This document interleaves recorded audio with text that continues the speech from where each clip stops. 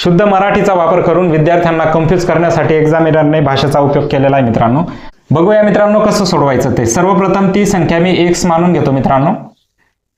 आता लक्ष द्या, एका संख्येचे म्हणजे x चे 1/3 सोबतच त्याच संख्येचे 1/8 यांचा गुणाकार जो आहे तो 600 येतो मित्रांनो. आता सरळ सरळ यांचा गुणाकार करून घेऊया. x एक x म्हणजेच x/3, त्याच्यानंतर गुणाकाराचं चिन्ह x एक x/8 बरोबर 600. लक्ष द्या मित्रांनो, या ठिकाणी या दोघांचा गुणाकार होईल 24, या दोघांचा गुणाकार x वर्ग होईल मित्रांनो. हा 24 इकडे भागाकार करतोय म्हणजे इकडे जाऊन तो गुणाकार करेल.